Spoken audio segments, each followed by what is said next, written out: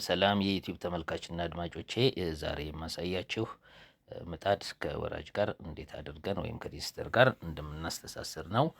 ዛሬ የምጠቀመው እንግዲህ የምጣድ አይነት ባለ 58 ተብላ ባለ 58 ሴንቲሜትር ተብላ የምትጠራውን የምጣድ አይነት ነው። እንግዲህ አሁን እሱን እንዴት አድርገን ከወራጅ ጋር እንደምናስተሳስር ይሆናል።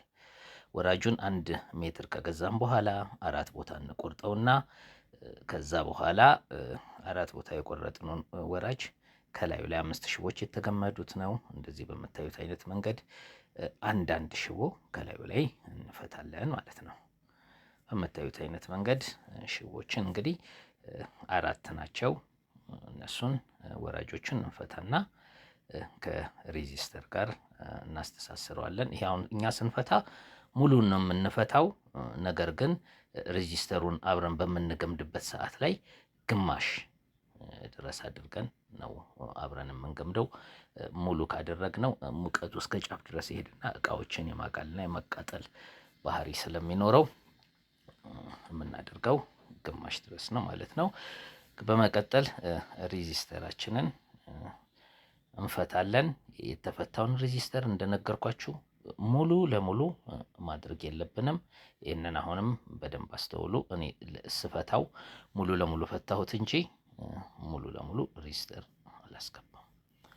ይኸው አሁን እዚህ ጋር ሬዚስተር ጫፏን ከፈታን በኋላ እንዲህ እንደምታዩት ግማሽ በግማሽ ይሆናል። ይችን ሬዚስተር ያኛው የወጣበት የተፈታበት ቦታ ላይ ከጫፍ ጀምረን አያስቸግረንም፣ መግመድ ነው። በቃ ቀስ እያልን ስናዞር ያኛው የወጣበት ቦታ ላይ ራሱ ይመራናል። በቀላል መንገድ በምታዩት መንገድ እንደዚህ እያደረግን እየገመድን እናስገባዋለን። አሁን በእጄ ራሱ እንደዚህ ሳደርግ እየመራ በቃ የነበረበት ቦታ እየገባ በደንብ ያሳየናል። ያው እንዲህ እንደምታዩት አብሮ ተጠቀለለ፣ ምንም ሳያለፋን ማለት ነው። ምንም አያስታውቅም። በቃ እንዲህ በምታዩት መንገድ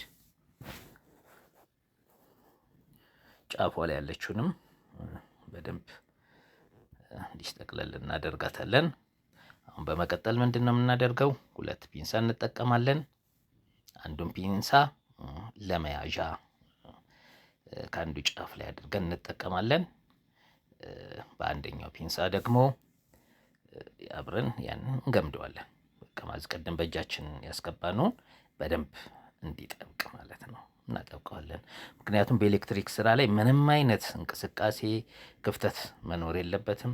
ብሎኖችንም ቢሆን አስገብተን በምናስርበት ሰዓት በደንብ መጥበቅ አለበት። አለበለዚያ እንቅስቃሴ ካለ ብልሽታ ይፈጥርና እቃውን ያቃጥልብናል። ይኸው አሁን እንዲህ እንደምታዩት ይገመዳል። በቃ በ2 ፒንሳ ቀላል ነው፣ መግመድ ብቻ ነው። ይኸው እንደዚህ እንደምታዩት ይገመዳል። በደንብ አድርገን ጥብቅ አድርገን ይዘን መግመድ። እቺም ጫፏ ላይ ያለችውን ቦታ ሬዚስተሯ ጫፏ የነበረችበት ቦታ ነው። በደንብ አድርገን እሷን እንደዚህ ያዝ አድርገን እያየን ክፍተት ይኖራል ብለን የምናስብበት ቦታ ላይ እያጠበቅን በደንብ እናዞረዋለን እስኪጠነክርልን ድረስ። ራሱ ክርር ይላል፣ በቃ ድርቅ ይላል። በደንብ አያስታውቅም። የገባበት ቦታ በፍጹም አያስታውቅም። ጥብቅ ብሎ ነው እንትን የሚለው። እኔ በዚህ አይነት መንገድ ነው የምጠቀመው። በሌላም አይነት መንገድ አለ። አሁን እዚህ ጋር ደግሞ ስንጠቀም ምጣዳችንን እንግዲህ ስንለካ እኔ በገመድ አስገብቼ ነው የለካሁት። በገመድ ሽቦ ባሮጌም ሽቦ መጠቀም ይቻላል፣ ረጅም ከሆነ በዚህ ነው። እኔ ግን ገመድ ምንጊዜም ስንጠቀም የሚለጠጥ ገመድ መሆን የለበትም።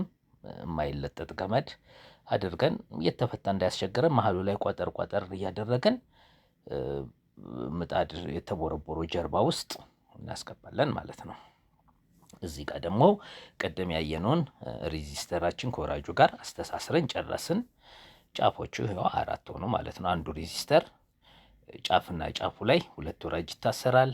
አንዱ ሬዚስተር ጫፉና ጫፉ ላይ 2 ወራጅ ይታሰረውና 4 ሆነ ማለት ነው። ከዛ በመቀጠል ደግሞ ጠንከር ያለ ነገር ላይ አሰር እናደርግና ቀደም የለካነውን እንጎትተዋለን።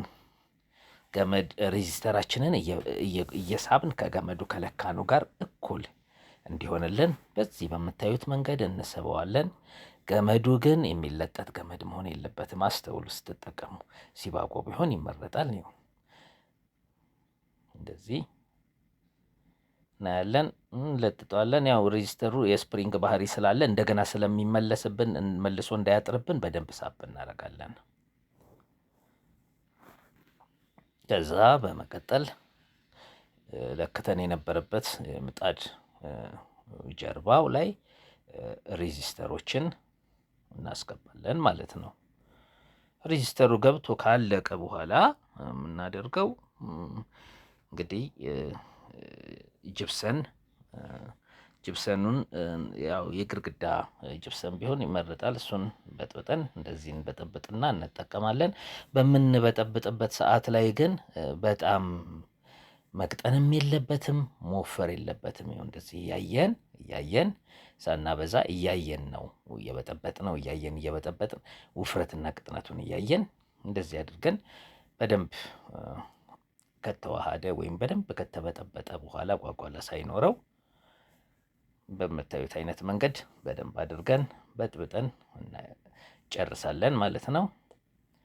አሁን በቃ መጠነኛ እየሆነ ነው፣ ወፈር እያለ ነው። በጣምም መወፈር የለበትም። በምታዩት አይነት መንገድ በጠብጠዋለን። አንዴ ግን ሁሉንም በጥብጠን ከምንጨርስ ሁለት ጊዜ በጥብጠን ቅር ያለን ቦታ ላይ ሁለተኛ ብንደግመው ይሻላል፣ ብዙ አንዴ በጥብጠን ከምንጠቀም። እኔ አሁን ሁለት ጊዜ ነው በጥብጬ የምጠቀመው። በዚህ በቂ ይሆናል። እንዲህ እንደምታዩት መሃሉ ላይ አደርግና ውፍረቱ በቂ ነው። በቃ በምታዩት መንገድ በቃ ስንገፋው እራሱ ጠርዙን እየጠበቀልን ይሄዳል። በቃ ውፍረቱ በቂ ሆነ ነው። እየጠበቀልን ይሄዳል። ከኛ መንገድ መስጠት ብቻ ነው። እጃችንን ትንሽ ላላ እያደረግን መግፋት ወይም ደግሞ መጋገር ማለት ነው። ላዩ ላይ እኮ በቃ ቀላል ነው።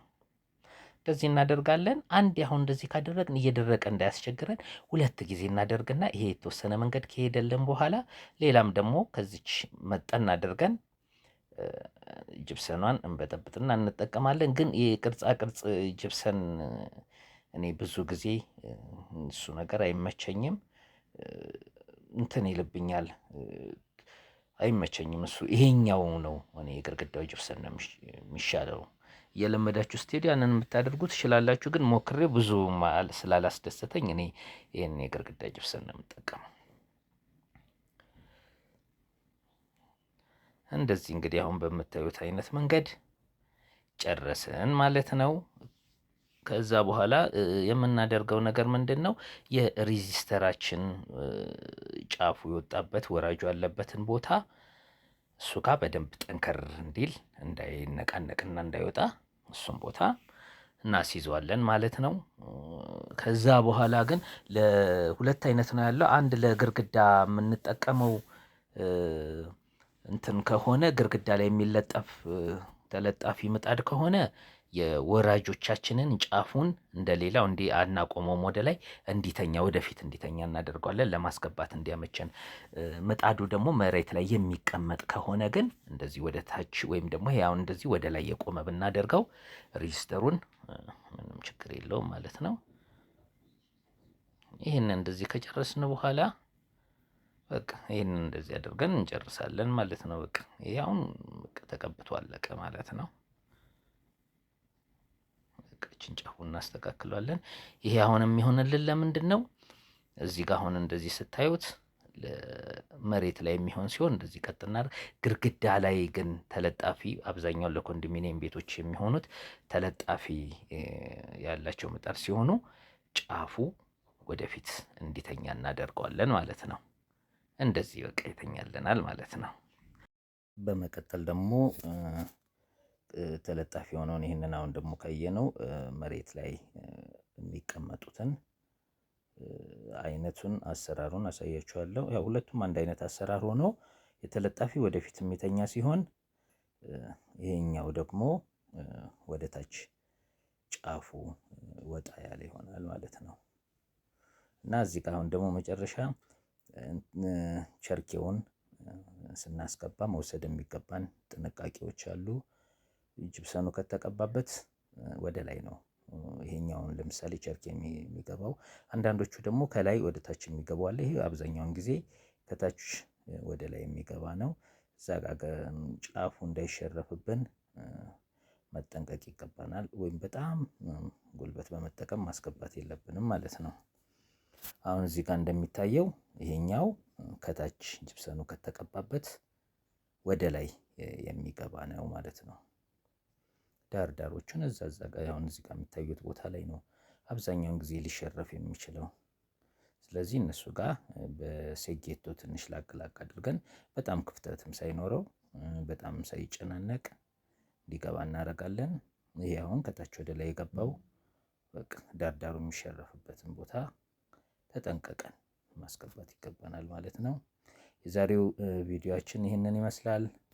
ከወደዳችሁት ላይክ፣ ሼር፣ ሰብስክራይብ ማድረግ እንዳትረሱ።